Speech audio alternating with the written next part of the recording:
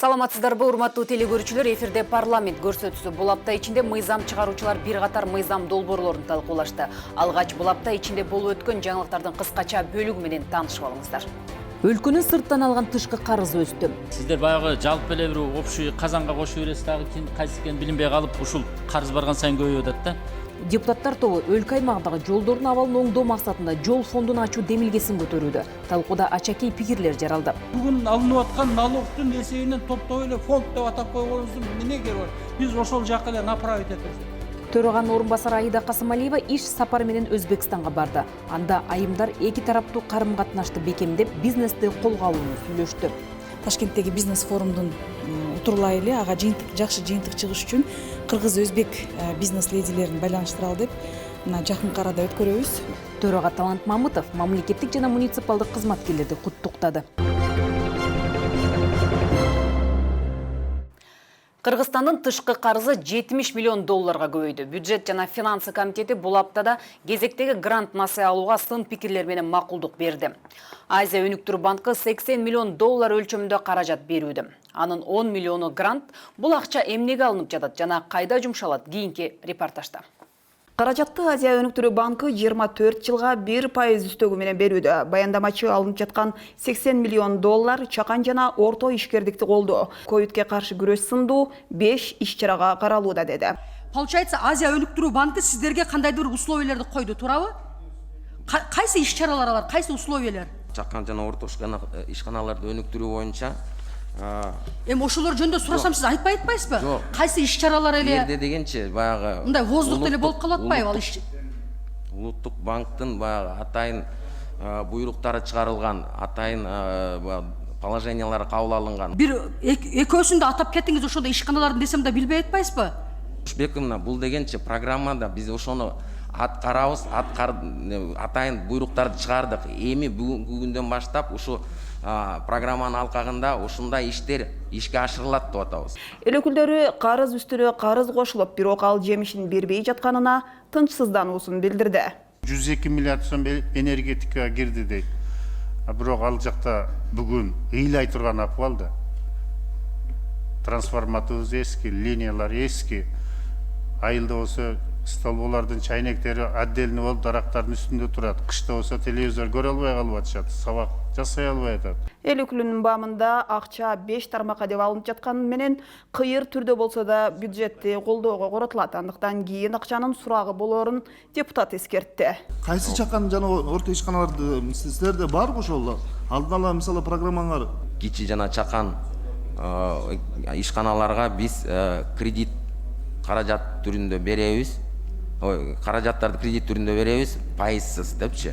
Жөнү жазып бергенде болуп атасыздар да. Конкреттүү түрдө бир алдын ала иш пландар жок. Бактыбек Келмекович, бул бюджеттик колдоого эле тартылып келип атат. Жок, бюджет анда ачык бюджет колдоого булар жөнү жазбай ачык айтпайсыздарбы? Бюджет тартыш, акча жок, айлыкка, пенсияга же болбосо бөлөккө ачык айтпайсыздарбы анда? Ишкерликке, мамлекеттик жана жеке өнөктөштүккө, коронавируска, тармактык байланыштуу кесиптик көнүмдөргө деп бөлүп атасыздар да, кайтарымдуулугу болуш керек, жана максаттуу болуш керек. Анткени биз грантты деле кайра элибизге кредит кылып берип атабыз. Ушундай кылып атпайлы? Туурабы? Банктардын эле күнү болуп атат да.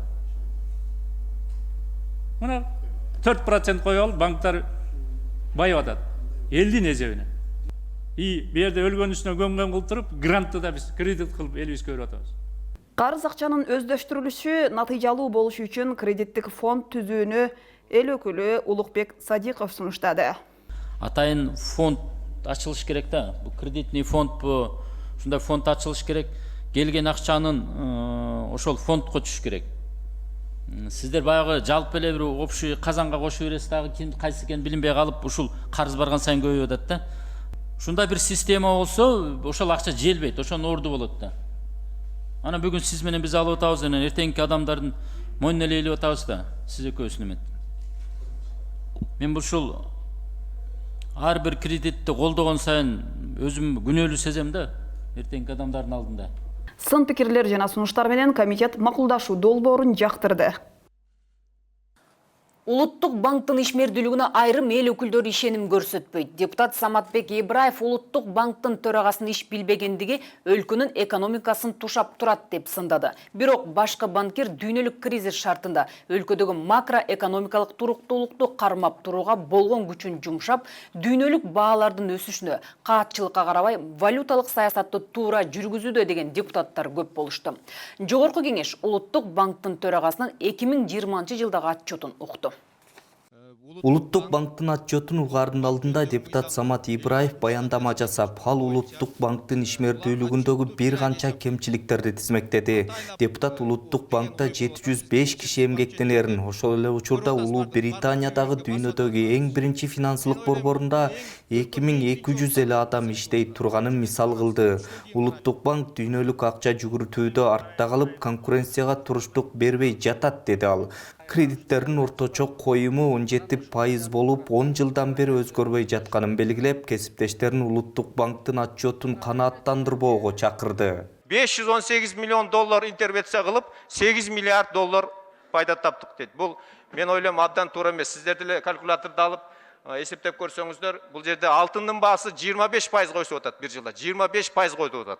Бул жерде мен ойлойм Улуттук банктын рентабельностьтик абдан ылдый көрсөтүлгөн. Ал эми Улуттук банктын төрагасы Толкунбек Абдыгулов дүйнөлүк кризис шартында өлкөдөгү макроэкономикалык туруктуулукту кармап турууга болгон күч аракетин жумшап жатканын айтты. Башкы банкир дүйнөлүк баалардын өсүшүнө каатчылыкка карабай валюталык саясатты туруктуу кармап турганын белгилеп, Улуттук банктын жетишкендиктерин тизмектеди. Банктарга ишеним сакталып, банктардагы депозиттердин көлөмү көбөйгөн. 2020 жылы коммерциялык банктардын кардарларынын депозиттеринин көлөмү жыл башынан 19,9%га көбөйүү менен 180,9 миллиард сомду түзгөн. Бир топ депутаттар Толкунбек Абдыгуловдун отчетун канааттандырууга чакырды. Бир эле цифра менен айтканда 8,5 миллиарддын ичинен 7,6 миллиард бюджетке кетиптир. 2019 жылга салыштырмалуу 3 эсе көбөйгөн экен. 300 миллион бая бюджетке которуп жүргөн күндөр да болгон. 2 жыл бизде абдан, бизде эле эмес дүйнөдө абдан оор жыл болду. Ошого карабастан булар өздөрүнүн профессионалдык адистигин көрсөтүштү. Депутат Айнура Аскарова кептин нугун насыя алып, үстөк пайызын төлөй албай үй мүлктөрүн алдырып жиберген миңдеген жарандардын тагдырына бурду. Мына көп балалуу энелер, жесирлер, жолдошу каза болуп калгандар, ошол укуктук даттанууларга Улуттук банк кандай таасир этип атасыздар? Кээ бир жерлерде соттун чечими уже жогорку соттун чечимдери чыгып, анан үйлөрү уже 2-3 жыл мурун, 5 жыл, 10 жыл мурун уже алынып калган да. Аларга биз эч кандай жардам бере албайбыз да. Бирок бүгүнкү күнү процессте болуп атканда, бизге расмий тилде кайрылуу болуп атканда, ар бир жарандын кайрылуусун карап туруп, биз жардам берүүгө аракет кылабыз да. Эл өкүлү Бактыбек Турусбеков банктын төрагасы жылдык отчеттун 1 ай кечигип берди деп аны күнөөлөдү. Эки отчет bir günde çıkıp oturat, biröөнү убагында 30 апрелде берип отурасыңар. Экинчи отчетун 1 ай кечигип депутаттар окубайт. Колун көтөрөт, мына азыр шашып кнопканы басып отчетуңузду алабыз деп отурабыз. Мен сунуш берем, анда сизге орден бериш керек. Суроолордун басымдуу бөлүгү доллардын наркы жана коммерциялык банктар тарабынан берилчү насыялардын үстөк пайызына байланыштуу болду. Эл өкүлдөрү элге жеткиликтүү жана үстөк пайызы төмөн насыя берүү шартын түзүүнү Улуттук банктын төрагасынан талап кылышты. Жыйынтыгында эл өкүлдөрү Улуттук банктын жылдык отчетун кабыл алды.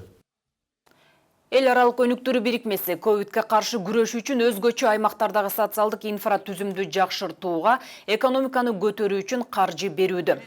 Каражаттын көлөмү 17 миллион доллар. Айылды инвестициялоо тууралуу долбоор боюнча макулдашууда. Каражаттын көпчүлүк бөлүгү элет жергесин өнүктүрүү, социалдык инфратүзүм, объектилерди колдоо, ошондой эле COVID-19 илдетинин кесепеттерин жоюу, санитардык талаптарды сактоо багытында жумшалмакчы. Арис долбоордун негизги аткаруучусу болуп саналат. Экономика жана финансы министринин орун басары Мирлан Байгончоковдун айтымында, долбоор Чүй, Ысык көл, Нарын, Талас облустарынын 222 айыл аймагынын инфратүзүмдөрүн өнүктүрүүгө жумшалат. Долбоор 3-чү окууда колдоо тапты.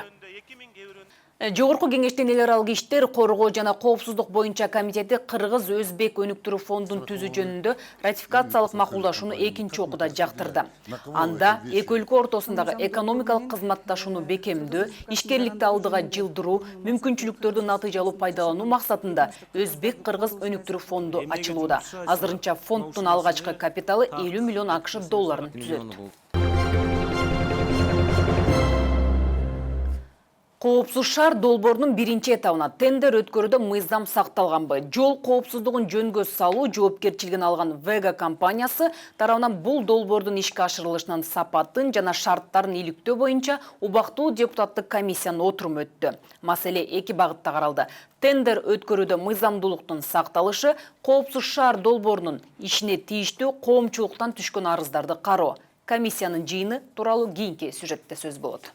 Отурумда министрлер кабинетинин өкүлдөрү коопсуз шаар долбоорунун биринчи этабына тендер өткөрүүнүн мыйзамдуулугу тууралуу маалымат берди. Камераларды орнотуу боюнча сынакка 3 компания катышкан.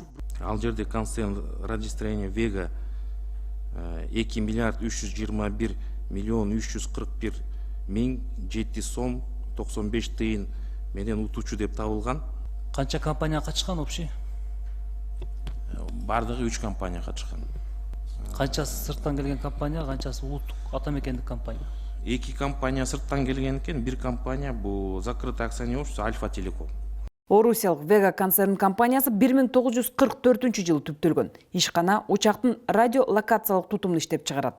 Кийинчерээк аба кыймылын башкаруу каражаттарын иштеп чыга баштаган. Буга чейин жол кыймыл эрежелерин бузууну каттоого алган фото жана видео байкону Кыргызстандан башка жактарга орнотуп келген эмес. Мына биринчи лотто Vega 1 миллиард 125 миллион берип атса, экинчи лотто 1 миллиард 195 миллион берип атат. Бирок экөөнү кошсоңуз 3 миллиардтан ашып кетип атпайбы?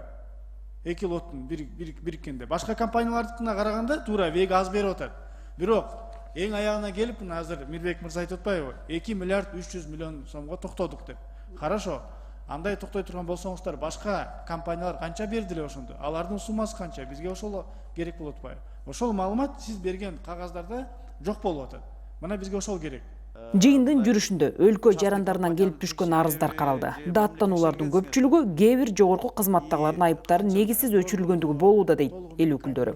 Бизге сөзсүз түрдө пофаминно кайсы чиновниктики качан, кайсы убакта, эмне себеп менен аннулировать этилген жана башка чиновниктерди дагы ошонун ичинде Veganын компаниянын жетекчилери боюнча дагы бизге маалыматтарды берип койсоңуздар. Ошол Veganын башчысынын өзүнүн машинасында канча жолу нарушение кылгандыгы боюнча количествосы, ал на основании чего акча төлөнгөн эмес деген информация чыккан. Ошолор боюнча бизге подробный информация берсек, анан счетный палатага атайын тапшырма берсек или какие-то экспертный группаларды нанимать этели, ошол программанын ичине кирүү менен бизге болгон нерсесин бизге көтөрүп берсе. Депутаттарга болгон кайрылуу, жолдонгон каттар, социалдык баракчалардагы пикир алмашууда айып пул төлөй берип тажаган кээ бир айдоочулар долбоордун негизги максаты айдоочулардын чөнтөгүн кагып, акча табууга багытталган деген пикирин билдиришкен. Ошондой эле атайын жыйынга чакырылган жооптуу тармактын адистери берилген суроолорго жарытып жооп бере албай коюшту. Ошон үчүн сизге кайрылып атам. А сиз кайрылып бул жака ссылаться этип атасыз. Бирок бул жердеги көрүлгөн сумма менен Мирбек мырза айтып аткан сумма экөө башкача болуп чыгып атат. Биз эмне үчүн деп суроо берип жатсам, жакшы, жооп бербей атасыздар. Биз уташтырайлычы, биз керек көрсөтүлгөн суммадан алар өзгөрбөш керек. Баары жаман эмес. Коопсуз шаар долбоору ишке ашкандан бери натыйжалуу жыйынтыктар бар экени белгиленди. Камера орнотулган жерлерде жол кырсыгынан каза болгондор боюнча көрсөткүч 50% жакын төмөндөгөн. Жалпысынан 110 жерде, алардын 90-ы көчөлөрдүн кесилиштеринде, 20-сы көчмө комплекстер коюлган. Кийинки жыйынга жетекчилер же ишти билген адистердин чакырылуусу талап кылынды.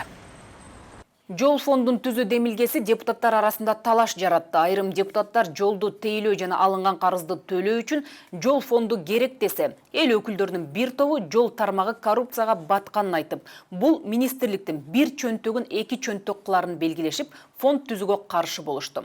Маселе боюнча комитеттин жана палатанын талкуусу кийинки сюжетте. Жол фондунун каржы булагы кайдан болот деген суроого депутаттар жооп издеди. Министрликке ишенбеген депутат Рыскелди Момбеков бензинге акциз салыгын салуу элдин чөнтөгүнө кол салуу деп эсептейт. Ал мындай жол менен фондко акча түшүрүүгө караманча каршы. Азыр кабыл ала турган нерсе эмес. Анан кийин дагы 2 жылдан кийин 2023-жыл 1-январдан күчүнө кирет деп атабыз да. Ошол кездеги депутаттар эле жоопкерчиликти алсынчы. Бизди эл азыр эмне деп атат? Алтын чакырсын деп атат. Кеткенде жөн кетилешет атпайбы? Демилгечи депутат Нурбек Алимбековдун айтымында бензинге азырынча акциз салыгы салынбайт жана тарифтер каралбайт. Жол фонду түзүлсө, жолдон түшө турчу акча казынага эмес, министрликтин жол фондусуна түшөт. Муну менен жол тармагына жылына 10 миллиард сом бөлүнөрү болжолдонууда. Эгер ошо 23-жылы ишке кирсе, биринчи жылы 2 миллиард 900 миллион ушул транспорт министрлигинин бюджетине түшөт. А 10 миллиардтын баары түшпөйт. Мен мына азыр айтып бердим го, кайсы булактардан түшүнөт. Акы төлөнүүчү жолдор болуп калса, келечекте Кыргызстанда ошол жактардан түшөт. Туннел бар, туннелден түшөт. Депутат Шералы Абдылдаев фонд бюджеттен тышкары болушу керек деген пикирде. Ал бюджеттен акча бөлдүргөн фондду түзүүнүн кажети жок деди. Фонд деген бул жаңы киреше булагы болсо, отдельный бир топтой турган акча болсо, анан бүгүн алынып аткан налогтун эсебинен топтой эле фонд деп атап койгонубуздун эмне кереги бар? Биз ошол жака эле направить этебиз. Андай силерге эртең ЧС болот, башка социальный проблемалар бар. Биз ар бирөөнү ушинтип топтосок, жетишеби ошол бюджет? Сейчас чисто идет у нас только ассигнование из республиканского бюджета, текущий бюджет Департамента дорожного хозяйства и по статье капложений. Ушел деген, оно сейчас мало, действительно. Если ежегодно у нас около 2 миллиардов предусматривалась ковидная ситуация в прошлом году и нынешняя ситуация 600 миллионов. 600 миллионов деген ни на что не хватает. Ни на средний, ни на текущий ремонт. Мы еле-еле покрываем сейчас ямочный ремонт. Анын үстүнө буга чейин транспорт министрлигинин жетекчилери ири суммада пара менен кармалып, жолчуларга ишеним калбай калган. Карызды алып атышат дагы, аны өздөрү урдап министрлер, өкмөт, кебирки сулуу чымчык депутаттар, сулуу чымчык комбиндин өкүлдөрү, этичнилер урдайт дагы, биздин эл эмне үчүн төлөш керек аны? Жалпы жыйында да маселени талкуулоодо ача пикирлер пайда болду. Кыргызстандын жалпы тышкы карызынын 2 миллиард доллары жол тармагына тийиштүү. Муну эске алганда жол фондусун түзүп, катуу көзөмөлгө алынуусу зарыл деди мыйзам чыгаруучулар. Мейли бир НПОлар кошулабы, бирок менимче бул биз мындай антикоррупционный нормаларды, антикоррупционный схемаларды киргизиш керекпиз. А балким биз ушул акчаларды, как республиканский бюджетте парламент жогорку кеңеш карагандай, бул расходованиясындагы жогорку кеңеш карап берет. Мыйзам кабыл алынып калса, жол фонду 2023-жылдан тарта иштей баштайт. Жол фонду аркылуу жолго салынган сырткы карыз 2026-жылдан тарта төлөнөт деген пландар бар. Жогорку кеңеш жол фондун түзүүнү колдоду. Төраганын орынбасары Аида Касымалиева Ташкент шаарында Өзбекстан Олий Мажлисинин сенатынын төрайымы Танзила Нарбаева менен жолугушту. Ташкент шаарында өткөн кереге кеңеш Борбор Азиянын жана Афганистандын туруктуу өнүгүүсү үчүн аялдардын экономикалык укуктарын жана мүмкүнчүлүктөрүн кеңейтүү аталышындагы эл аралык бизнес форумдун алкагында уюштурулду. Тараптар бир катар маселелерди талкуулап, пикир алышты. Жолугушуунун натыйжалуу жыйынтыктарын, алдыдагы иш пландар тууралуу толугураак маектен көрүүгө чакырабыз. Саламатсызбы, Аида Камчыбековна, сиз жакын арада эле Өзбекстанга иш сапар менен барып келдиңиз. Ошол иш сапардын максаты тууралуу бизге учкай кеп салып кетсеңиз. Жакында эле Борбор Азия жана Ауганстандагы лидер айымдардын аянтчасы түзүлгөн жана быйыл 1 жыл бою ага төрагалык Өзбекстан алып жатат да. Анан бул Бириккен Улуттар уюмунун жардамы менен аялдарга тиешелүү бардык маселелерди карап чыгууда. Анан ошонун алкагында Ташкентте чоң бизнес форум болуп өттү. Борбор Азиядагы бүт бизнесмен аялдар, бизнес ледилер жана Ауганстандагы бири-бири менен мындай контракттар түзүү, байланыштарды күчөтүү максатында Кыргызстан абдан активдүү катышты. Буга чейин анын алкагында мына форум Бишкекте болуп өттү, офлайн. Бардык биздин бизнестеги айымдар, күчтүү айымдар келип, сүйлөшүп, кандай кылабыз алдыга планды түзүп, анан Өзбекстан менен дагы B2B деген жолугушууларды биз уюштуруп бердик. Ташкентке болгон иш сапар абдан жемиштүү болду. Ушул төрагалыкты Олий Мажлистин өйдөңкү палатасынын спикери Танзиля Нарбаева тосуп, ошол өткөрүп, анан Кыргызстанга дагы чакыруу алды. Себеби дегенде биз Ташкенттеги бизнес форумдун утурлай эле ага жакшы жыйынтык чыгыш үчүн кыргыз-өзбек бизнес ледилерин байланыштыралы деп мына жакынкы арада өткөрөбүз. Ал жерде гендердик маселелер боюнча дагы ошол попечительский советтин төрагасынын орун басары президенттин кызы Саида Мирзиёева менен да жолугушуу өттү. Ал дагы аялдарга билим берүү темасын, андан тышкары ошо бизнестеги аялдарды күчөтүү максатында ойлорун айтты да. Бизде жеңил өнөр жай абдан чоң локомотив. Алтындан кийин эле ички дүң продукциясын кураган, ушул экспорттаган акчанын айланышы боюнча жеңил өнөр жайда бул дордой, бул кара суу, бул цех, кийим тигүүчү цехтер, бул экспорт. Анан Өзбекстанга дагы ушул жеңил өнөр жайында иштеген айымдарыбыз көп барат да, сырьё алып трикотаж дагы башка. Бизде дагы акырындык менен фабрикалар курулуп атат. Билим берүүгө, саламаттык сактоого инвестиция жасашат экен да. Бул өлкөнүн өнүгүшүнө эбегейсиз чоң таасирин тийгизет негизичи. Анан аял күчтүү болсо биздин экономика, анан коом да күчтүү болот. Дагы башка бир мындай максатыбыз бар. Мисалы үчүн Бишкекте абдан чоң бизнесте жүргөн бизнес ледилер бар. Анан айылда дагы өзүнүн ишин баштап аткан, бизнеске барат элем деген, жеке ишкердүүлүк менен алектенем деген айымдар бар. Ошолорду байланыштырышыбыз керек, тренингтерди өткөрүшүбүз керек. Кантип бизнести ачса болот, кантип Инстаграмда туруп эле же телефон, приложение, жаңы технологиялар менен кантип өзүңүн кардарларын көбөйтсөң болот. Ошолорду бүт үйрөнсөк, өзүнө өзү ишенүү, экономикалык жактан, үй бүлөлүк жактан бекем болот эле аялчы. Неге бул иш-чара эки тараптуу аялдардын биргеликте чогулуп биригүүсү аябай жакшы көрүнүш, анан кийин негизи натыйжасын жемиштүү берет деп ойлойсуздарбы? Кайсыл убакытта туура келиши мүмкүн? Азыр датасын белгилеп атабыз. Августта же сентябрларда мына пандемиянын шартына карап, бирок албетте жемишин берет. Ошо жемишин бериш үчүн биз дагы улантып атпайбызбы? Жөн эле сөз бойдон калбасын. Себеби дегенде ага чейин эле форум өткөнгө чейин, Бишкекте, Кыргызстанда өткөнгө чейин биз даярдайбыз бардыгынчы, бардык тизмелерди, кимге ким кызыктуу, бири тууралуу маалымат. Аналар форумдун алкагында ошол контракт түзүүгө, иштеп кетүүгө, өбөлгө түзүш керек да. Анан эмне себептен ушул сфераны алып атабыз? Себеби дегенде ушул жерден бир мындай конкреттүү результатты алса болот экен да. Биз бир жерде мындай биригип туруп, күчүбүздү бир жака жумшасак, фокус мененчи быйыл ушул ишкер айымдарга деп туруп, анан кийинки жылы билим берүүгө ошондой жумшасак, кичине жыйынтык чыгат да.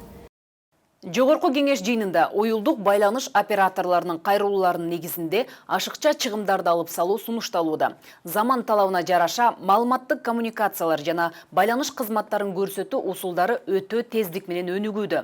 Мурда колдонулуп келген ыкмалар кыйла эскирип, өз маанисин жоготууда дейт министрлер кабинетинин өкүлдөрү. Андыктан электр жана почта байланышы жөнүндө мыйзам долбоорунда кандай өзгөртүүлөр каралууда? Кийинки сюжетте.